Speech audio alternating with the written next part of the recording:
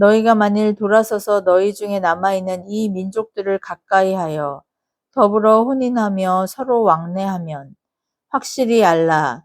너희의 하나님 여호와께서 이 민족들을 너희 목전에서 다시는 쫓아내지 아니하시리니 그들이 너희에게 올무가 되며 덫이 되며 너희의 옆구리에 채찍이 되며 너희의 눈에 가시가 되어서 너희가 마침내 너희의 하나님 여호와께서 너희에게 주신 이 아름다운 땅에서 멸하리라. 아멘. 오늘 여호수아서 23장 1절에서 13절까지의 말씀. 교회와 성도를 지키는 신앙의 진리라는 말씀의 제목을 가지고 함께 은혜를 나누고자 합니다. 최근 들어 자주 뉴스를 통해 접하는 그런 끔찍한 사건들 중에 갓 태어난 아기를 살해하고 유기하는 기사를 보게 됩니다. 짐승도 새끼를 위해 목숨을 버린다는데 어떻게 사람이 그런 무책임하고 끔찍한 일을 저지를 수 있을까 의아해지곤 하죠. 그러나 실제로 많은 동물들이 생존을 위한 본능으로 약한 새끼를 유기하거나 심지어 잡아먹는 동족 포식의 습성이 있다는 것을 아시나요? 사자의 경우 새끼가 다쳤거나 생존이 어렵다는 이유로 어미가 새끼를 물어 죽이든지 잡아먹기도 한다고 해요. 원숭이는 사람과 가장 유사한 포유 동물이라고 알려졌는데 새끼를 소중하게 보호하는 어미가 있는 반면 갓 태어난 새끼를 나무에서 떨어뜨려 죽이는 잔인한 어미도 있습니다. 한 영상에서 이런 매정한 어미가 난폭하게 새끼를 떼어 놓으려고 했는데 이제 눈도 제대로 못 뜨는 새끼임에도 불구하고 본능적으로 이 갈고리 같은 네 발로 어미에게 악착같이 매달리는 것을 보았습니다.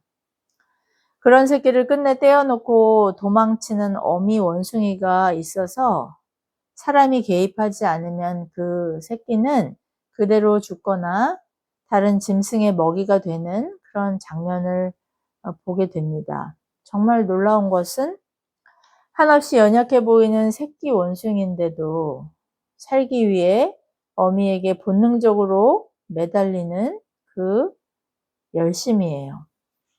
새끼가 살아남기 위해서는 어미의 본능적인 모성도 중요하지만 새끼의 필사적인 애착 역시 생존에 필수적이라는 것을 발견하게 되죠. 오늘 말씀을 통해 하나님을 애착하는 이 성도의 본능적인 매달림의 의미를 발견하고 이를 위해 우리가 지켜야 할 마음을 점검하면서 거룩한 하나님의 자녀와 예수 그리스도의 순결한 신부로 경건의 능력에서 더욱 자라가는 저와 여러분 되기를 축복합니다. 저는 저의 죽음을 생각할 때마다 하나님께 지속적으로 드리는 기도가 있어요. 바로 준비된 죽음이 되게 해주시기를 바라는 소원이죠. 신앙의 유언을 잘 정리할 수 있는 여유를 주시기를 간구하는 것입니다. 성경의 위대한 믿음의 선진들이 바로 이 복을 누렸어요. 구약의 족장들과 왕들, 신약의 지도자들 모두 준비된 죽음과 신앙의 유언을 전하는 복을 누렸습니다. 오늘 여호수아는 110세라는 적지 않은 생애를 마감하는 시점에 유언과 같은 고별 설교로 이스라엘이 목숨을 걸고 사수해야 하는 신앙을 천명하고 있습니다. 가나안의 이방 문화에 물들어 우상과 하나님을 겸하여 섬기는 혼합주의의 그 유혹에 빠지지 않는 것이 표면적인 경건의 실천이라면 오늘 본문의 말씀인 하나님을 가까이 하며 마음을 지키는 순결한 그 사랑이 신앙의 본질임을 천명하고 있는 것이죠. 오늘 본문 이후 여호수아가 죽은 후 처음 그와 함께 하나님의 보호하심과 함께하심을 경험했던 지도자들과 출애굽 2세대들이 모두 죽고 그 이후에 사사기 때에 하나님을 알지 못하는 다른 세대가 일어났다고 성경은 기록하고 있습니다. 다른 세대는 마음과 삶을 지키는 조심성에서 부주의했고 태만했기 때문에 그 결과 하나님을 가까이 하는 간절함과 절박함에서 실패했던 것이죠. 시편 119편의 기자 다윗은 자신의 마음을 지키는 유일한 방법은 하나님의 말씀을 마음에 새기는 것이라고 고백합니다. 혈기왕성한 청년이 하나님 앞에서 정욕과 방탕을 부추기는 이 세상성을 거부하는 경건의 능력으로 살아가는 그 유일한 방편이 바로 말씀을 어둠을 밝히는 등불처럼 또 유혹을 경계하는 알람처럼 마음에 새겨서 그 말씀의 빛으로 세상을 분별하는 것이라고 그렇게 말씀하고 있죠. 잠언 기자는 잠언 4장 23절에서 무릇 지킬 만한 것 중에 가장 중요한 것이 바로 우리의 마음이라고 말씀합니다. 여러분, 마음을 지킨다는 것이 무슨 의미일까요? 내 삶의 주인 되시는 하나님의 말씀을 파수꾼처럼 우리 마음에 새기고 하나님의 뜻인 말씀을 기준으로 삼아 선택과 결정을 한다는 그런 의미죠.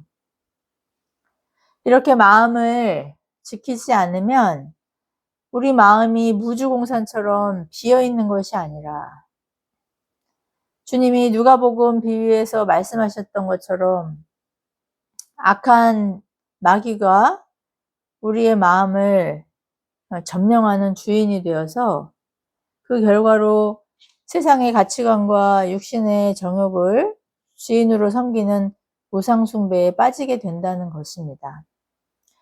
주님이 유대의 종교 지도자들의 이 외적인 위선을 책망하시면서 마음에 가득한 것을 입으로 낸다고 하신 이유는 바로 마음의 주인이 누구냐에 따라 그 마음에서 흘러나온 말과 행동이 우리 삶의 열매로 드러나기 때문인 것이죠. 우상숭배와 혼합주의가 바로 이런 마음가짐에서, 마음 지킴에서 실패한 자의 실천적인 불신앙이라는 것을 깨닫게 됩니다. 예수님 당시에 종교 지도자들이 겉으로는 더할 나위 없는 이 종교적 열심으로 가득한 사람들이었음에도 주님은 그들을 독사의 자식이라고 저주하셨고 하나님을 사랑하지 않는 마귀의 자식이라고 책망하셨어요. 겉으로 보이는 과시적인 종교성이 그리고 종교적인 열심이 하나님을 사랑하는 신앙과 아무런 관련이 없을 수도 있다는 것을 극명하게 보여주신 예죠. 오늘 여호수아는 백성들에게 스스로 조심하여 하나님을 사랑하라고 천명하고 있습니다. 조심해서 사랑한다는 것은 무슨 의미일까요? 여기에서 조심하다라는 단어의 이 원어적인 의미는 사수하다, 지키다 라는 그런 의미거든요. 의지적인 노력이 요구된다는 의미예요. 내 눈과 취향을 저격하는 이성에게 첫눈에 반해 사랑에 빠지는 것처럼 저절로 그렇게 사랑하게 되는 것이 아니라 노력을 하는 사랑이라는 그런 의미인 것이죠. 왜 노력을 합니까? 인간은 태생적으로 하나님을 사랑하기보다 대적하는 원수이기 때문입니다. 인간은 아담과 하와의 원죄 이후 본능적으로 하나님을 원수로 대적하는 마귀의 자식으로 태어났다고 성경은 우리에게 말씀하고 있죠. 이렇게 하나님 사랑이 불가능한 사람들에게 주권적으로 찾아오셔서 하나님을 사랑할 수 있는 능력이 되시는 그리스도의 생명을 주셨기 때문에 인간이 하나님을 사랑할 수 있게 된 것이지, 우리는 스스로 우리 힘으로는 하나님을 알 수도 없지만, 더군다나 사랑한다는 것은 전혀 불가능한, 전적으로 부패한 죄인이라고 성경은 그렇게 말씀하고 있습니다. 그런 우리가 주님의 주권적인 은혜로 하나님을 사랑할 능력을 선물로 받았다고 해도 우리 안에는 여전히 육신의 본성인 죄를 사랑하고 탐닉하는 중독적인 성향이 잔존해 있기 때문에 이런 유혹에 맞서기 위해 지속적으로 우리의 마음과 애호의 방향을 하나님의 말씀으로 전향하려는 그런 영적인 전쟁에 참여하고 있다는 것을 발견하게 되죠. 그러니 여러분, 내가 예수 그리스도를 믿음으로 구원을 받았다고 해서 저절로 구원받은 자녀의 삶을 살아낼 수 있다는 착각을 하시면 안 돼요. 마치 원숭이 새끼가 생존을 위해 어미에게서 떨어지면 죽는다는 것을 누가 가르쳐 주지 않았는데도 어미의 자궁에서 나오자마자 살기 위해 필사적으로 어미에게 매달리는 것처럼 우리는 하나님의 말씀에 죽기 살기로 매달려야 하는 하나님 의존적인 존재라는 것을 늘 기억할 수 있는 저와 여러분 되길 바랍니다. 오늘 본문이 포함된 이 23장에서는요, 이렇게 조심하면서 마음을 지키기 위해 하나님께 매달린다는 것을 가까이 하는 것이라고 그렇게 말씀하고 있어요. 23장 8절 말씀 우리 한 목소리로 합독해 보겠습니다. 오직 너희의 하나님 여호와께 가까이 하기를 오늘까지 행한 것 같이 하라. 아멘. 이 가까이 하다의 원어는 이 히브리어로 다바크인데 달라붙다, 매달리다 라는 그런 의미죠. 혼신을 다해 정말 껌딱지처럼 찰싹 달라붙어 있는 것을 그렇게 생각할 수 있어요. 새끼를 보호하는 어미는 새끼가 힘이 없으면 한 손으로 계속 붙들어서 품에서 떨어지지 않게 붙잡습니다. 누가 새끼를 빼앗아 가기라도 하는 것처럼 쉬지 않고 주변을 살피며 새끼를 지키기 위해 사방을 경계하죠. 어미가 그렇게 알아서 새끼를 지키니까 새끼가 그런 어미에게 생존을 맡기고 제멋대로 하는 것이 아니라 새끼 역시 어미에게서 떨어지면 죽을 것처럼 악착같이 매달립니다. 다바크는 이런 악착 같은 매달림을 의미해요. 하나님을 사랑하기 위해 우리의 생활과 마음을 지킨다는 것은 이런 적극적이고 의지적인 매달림을 의미합니다. 간혹 가다가 새끼가 심각하게 병이 들거나 심지어 죽었을 경우에는 어미에게 더 이상 이렇게 매달리는 것이 불가능해지죠. 그런데 놀라운 것은 그런 새끼의 그 시신을 어미가 버리지 않고 계속 매달고 다니는 그런 광경이 촬영된 것을 보았는데요. 어쨌든 정상적인 새끼라면 어미에게 껌딱지처럼 달라붙어 있는 것이 아주 건강한 새끼의 그런 모습이라는 것을 발견하게 됩니다. 말씀을 가까이 하기 위해 깨어 기도하고 경성한다는 것이 이런 매달림에 어떻게 보면 가시적인 고백이라는 것을 우리는 깨닫게 되죠. 하나님은 우리를 포기하지도 버리시지도 않지만 우리 역시 하나님만 신뢰한다는 것을, 말씀을 사랑하고 말씀대로 살기 위해 순종하는 우리의 삶의 고백으로 증거하는 것입니다.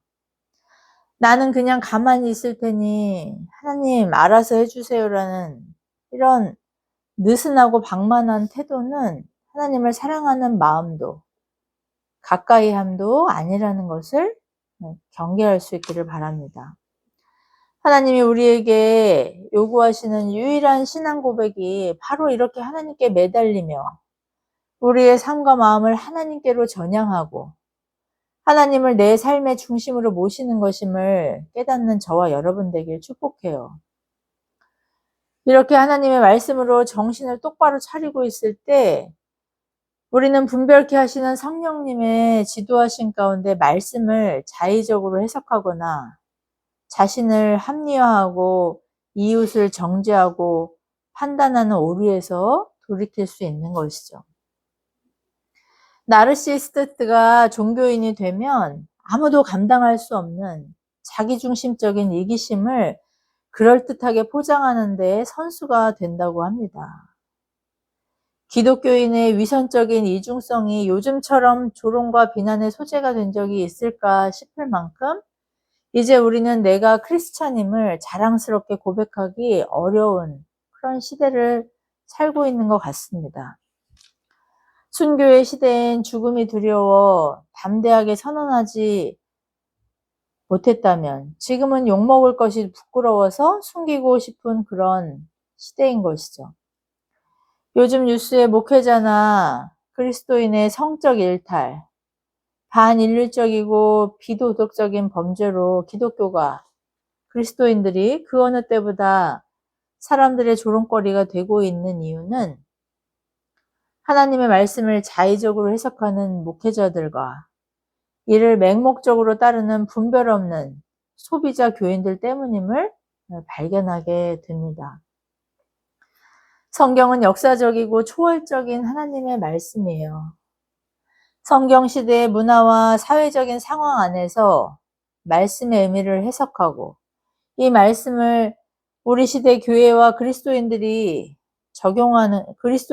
적용하는 것이 설교의 주된 기능이라고 할 수 있는데 이런 것은 모두 무시하고 그저 낙관적이고 희망적인 메시지만 가져다가 소비자적인 청중을 만족시키려 한다든지 반대로 마음에 안 드는 사람을 정죄하기 위해 심판자의 자리에서 판결을 내리려는 유혹에서 메시지를 호도하기 때문에 이런 말씀을 들으면서 스스로는 말씀을 상고하지 않는 그런 성도들은 하나님의 뜻을 분별할 수 있는 지혜를 상실하게 된다는 것을 경계할 수 있길 바랍니다. 여호수아는 백성들이 하나님이 무서워서 우상을 달래듯이 그렇게 하나님을 섬겨야 하는 것이 아니라 그들의 삶 속에서 역사하신 하나님의 권능을 증거함을 통해 증거하는 것으로 오늘 말씀을 선포하고 있어요.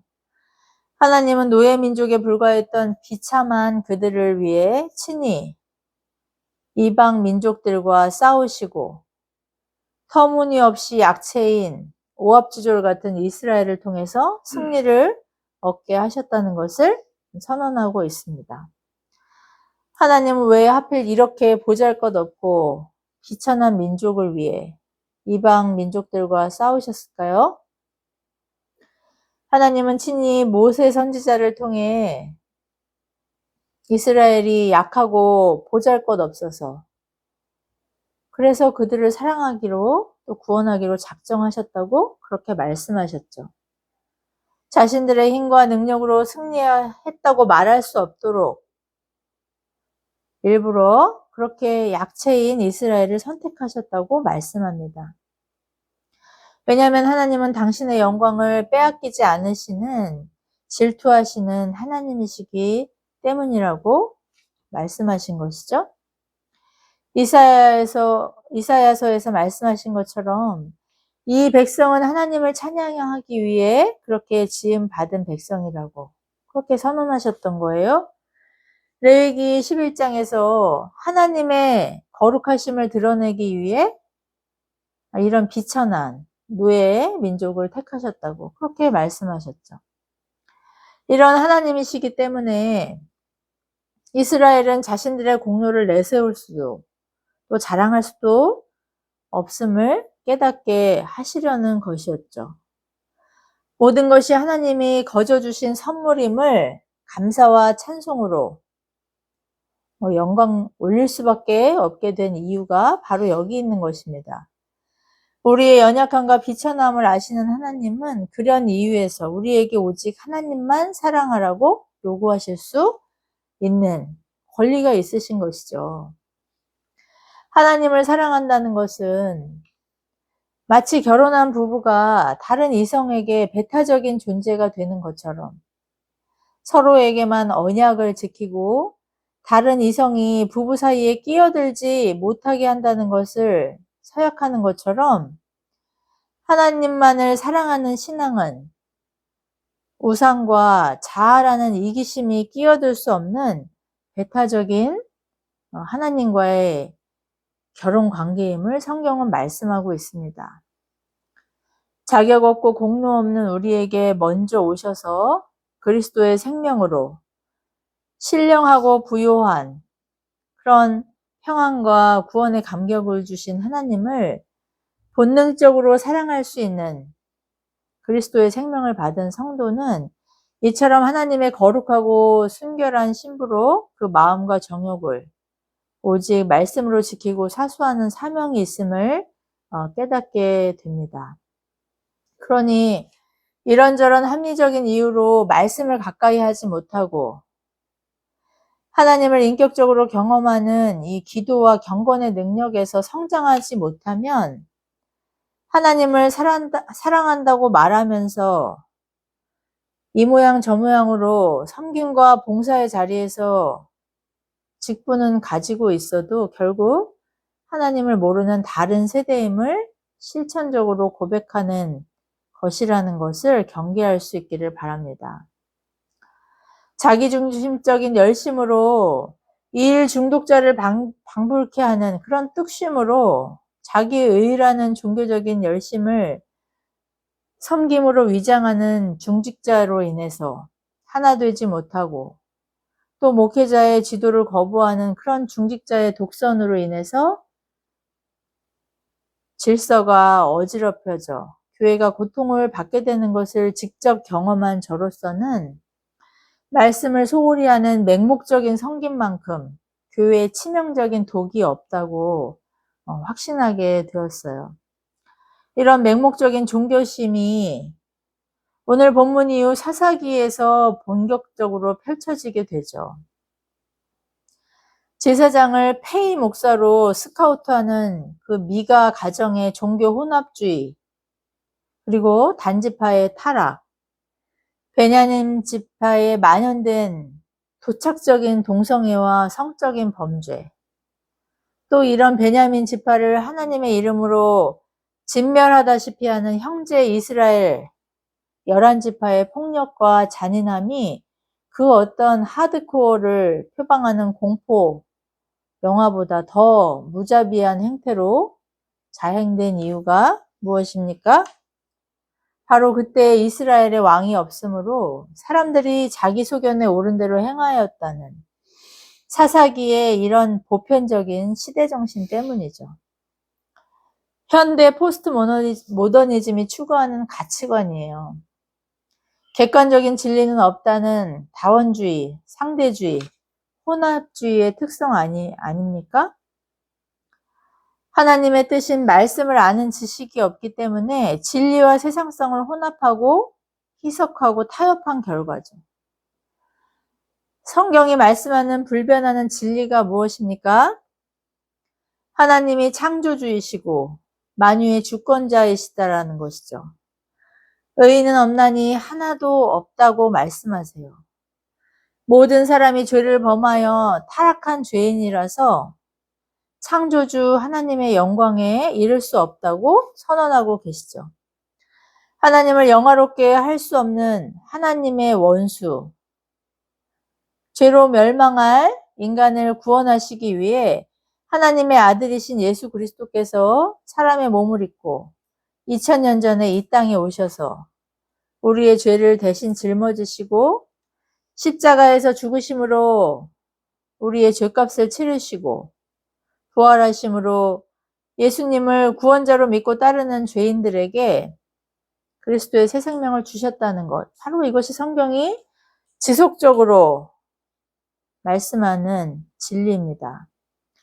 지금은 하나님 우편에서 만유를 통치하시는 심판주이신 예수님이 다시 오실 텐데 그날이 오기까지 이 땅에 남아있는 하나님 나라인 이 교회와 성도들이 이런 진리를 섬김과 나눔과 또 복음을 전파하는 증인의 사명을 감당하는 사명자라는 것.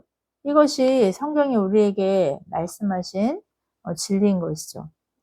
아무리 시대가 변하고 다양한 가치관을 유연하게 취사선택하는 그런 합리성을 추구하는 것이 매너라고 상식이라고 개인주의를 극단적으로 옹호하는 시대일지라도 변할 수 없는 진리이자 그리스도인의 삶의 기준이 되는 타협할 수 없는 이 진리를 지키기 위해 말씀의 파수꾼으로 마음을 굳건하게 지키는 저와 여러분 되길 축복합니다. 그런데 현대 교회와 성도가 불변의 진리를 사수하는 것을 타협했기 때문에 사사기의 혼합주의적인 이교도들과 다르지 않은 방종과 일탈로 세상을 판단해야 할 증인의 자격을 상실했고 그 결과로 도리어 세상으로부터 판단을 받는 그런 비참한 처지가 되었습니다. 마들은 소금이 되어 세상에서 밟히고 버려진 것이죠. 세상성을 추구하고 호도된 말씀을 하나님의 진리라고 거리낌 없이 홍보하기에 이르렀습니다. 대형 교회의 프랜차이즈와 또 상담센터와 다양한 문화센터를 갖춘 인프라로 소문난 교회들, 명문대 유학파, 박사학위 소유 여부와 대형교회 사역 경력 필수라는 이런 스테레오타입의 스펙이 화려한 목회자를 청빙해서 성도 각자가 말씀으로 자생력을 갖는 제자로서의 훈련은 경시하고 모든 경건의 훈련을 목회자와 교회의 다양한 이벤트적인 행사에 떠맡기는 그런 맹목적이고 방관자적인 소비자 중심 교회가 바로 이런 혼합주의와 다원주의의 결과인 것이죠. 오늘 여호수아서 23장 13절에서의 여호수아가 경계하라고 그렇게 경고했던 교회의 올무가 되고 또 가시가 되는 이 세상성이 그 세상성으로 인해서 여호수아가 저주했던 그 저주가 어쩌면 교회와 우리 성도들에게 임한 시대가 아닐까 그렇게 자성해 보게 됩니다. 2024년 파리 올림픽에서 배드민턴 경기와 클라이밍 경기를 손에 땀을 쥐고 시청하면서 느낀 점은 온갖 부상으로 고통을 참으며 지속적으로 얼굴을 찡그리는 그런 선수의 치열한 훈련이 바로 경기에서 역량을 발휘할 수 있는 원동력이 된 것이라는 거예요. 하나님을 사랑하고 마음을 지키기 위해 균형 잡힌 분별력을 갖기 위해 악착같이 말씀을 읽고 배우지 않고 술과 담배와 일중독, 식탐과 광적인 향락축으로 경건의 훈련을 심각하게 고려하지 않는 것은 아프다고 훈련에 빠지고 먹고 싶은 거 다 먹고 또 육신이 원하는 것 힐링이라는 명분으로 다 하면서도 정작 고된 훈련은 게을리한 선수가 올림픽에서 꼭 금메달을 딸 것이라고 호언장담하는 것만큼 터무니없는 위선과 허세임을 경계할 수 있길 바랍니다.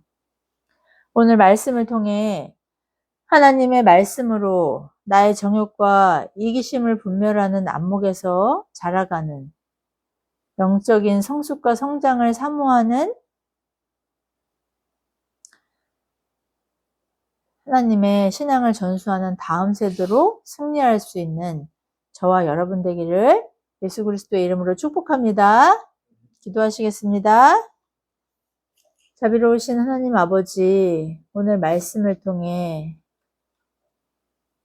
진리의 말씀으로 우리의 마음과 또 교회를 지킬 수 있는 그런 은혜의 방편을 주신 하나님의 은혜를 더욱더 사모하는 저희가 될 수 있도록 우리의 마음을 주장하여 주시기를 간절히 사모합니다.